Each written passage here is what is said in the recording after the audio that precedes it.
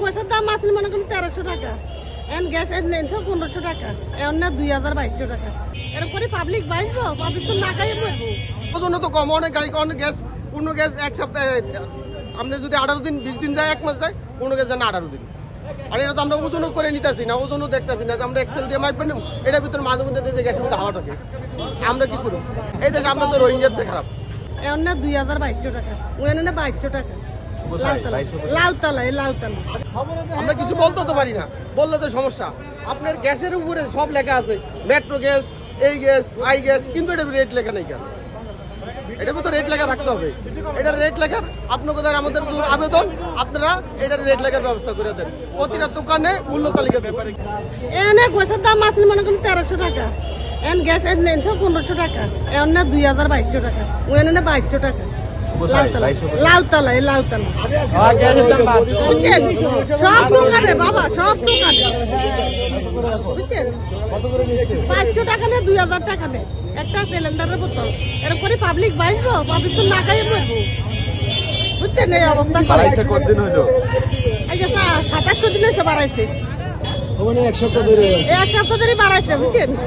এরা কি গোড়াত বলে বাড়তি, কোথাও বাড়ায় নাই। এরা বাড়াইতেছে, দোকানদাররা যা দিল্লাতি করে। ছিল 1250 টাকা, এরপর 1300 টাকা নিচে, পরে 1450 টাকা, এরপরে থেকে 1700 কই থেকে আবার তো বলেন তো? পরশুদিন পরশুদিন ছিলাম 1550 টাকা, আজ থেকে ছিলাম 1850 টাকা। আমার কিছুদিন পরে 2000 টাকা গ্যাস। কই থেকে? কই কারা এই বলে? যে ওই সামনে একটা দোকান আছে, প্রতি দোকানই আমরা গ্যাসের সিলিন্ডার বেচি। যে লম্বা কাহিনী শুরু করছেন, এগুলো আমাদের ধর্তব্যর বিষয় না। তাহলে কি ব্যবসা করছে রিটেল, এগুলো বিষয় না। আপনারা সোজা কথা হলো, আপনার সরকার যে রেট দিচ্ছে 1253 টাকা 12 কেজি গ্যাসের সিলিন্ডার দাম, এটা বেশি দামে বিক্রি করছেন, এই জন্য জরিমানা করা হয়েছে। এরপরে কার সাথে কি বিজনেস, এগুলো শোনার দরকার নেই। আমি বলি আপনি হলেন পরিবেশক, আপনি পরিবেশক, আই গ্যাস বলেন, পেট্রোম্যাক্স বলো পরিবেশক। আপনি কোম্পানির থেকে নেন, কোম্পানির থেকে আপনাকে একটা কমিশন মার্জিন রেখে আপনাকে দেয়, ঠিক আছে? তাহলে আপনি রিটেলারকে ওই হিসাবে রিটেইলার থেকে কনজিউমার 1253 কিনবে। আপনার তো কাহিনী শোনার দরকার নেই। আপনার ওখানে আমি শুনি বলে সোজা কথা বলে ফেলি, আপনার ওখানে বেশি দামে, সরকার নির্ধারিত দামের থেকে বেশি দামে গ্যাস সিলিন্ডার বিক্রি না স্যার, আমরা করিনি। করেছেন, আমরা প্রমাণ হয়েছে, জন্য জরিমানা করেছি। আমরা করিনি। এখন রিটেলার এখন আমি ধরেন প্রতিদিন একটা শুনেন, কথা শুনেন, আজকে একই ঘটনা ঘটেছেন, আজকে আমাদের জরিমানা করা উচিত অথবা বন্ধ করা উচিত স্যার। ঠিক আছে? এগুলা তো আমাদের তো আমি কিছু বলতে চাই। আমাদের স্পষ্ট কথা, সরকারের নির্ধারিত রেট থেকে অবশ্যই সরকারের রেটের বাইরে আমি মাল বিক্রি করব না। কোম্পানি কোনো বেশি রেটে বিক্রি করছে না। আমি কখনোই সেটা তো কাহিনী শোনার দরকার নেই। আপনার এই মুহূর্তে কত আছে স্টক? এটা মনে হয় 150 বা 170 আছে। এগুলি ছাড়ছেন না কেন? এই যে সার্ভিস তো মার্কেটের জন্য, এখানে তো আমার সেল হচ্ছে না স্যার।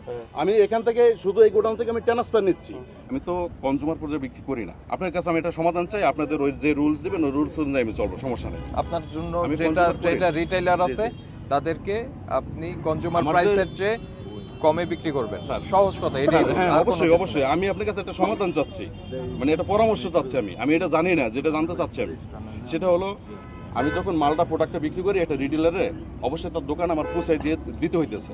তা দিলে যারা যাচ্ছে মার্কেটিং বা ড্রাইভার, এরা কোনো শিক্ষিত লোক না, এরা তো মেমো করতে পারে না। এই ক্ষেত্রে আমি কি করতে পারি? শিক্ষিত লোক দিবেন। শিক্ষিত লোক তো স্যার এই চাকরি করবে না বা শিক্ষিত লোক পাচ্ছে না, এই ক্ষেত্রে আমার একদম ফালতু কথা বলছেন। যে ড্রাইভার, তাকে লাইসেন্সের পরীক্ষা দিয়ে তারপর যেতে হয়েছে, সে একটা ভাউচার লিখতে পারে না। না স্যার, এগুলো এই রসিকতা করবেন না প্লিজ। আমাদের যদি সমাধান না দেন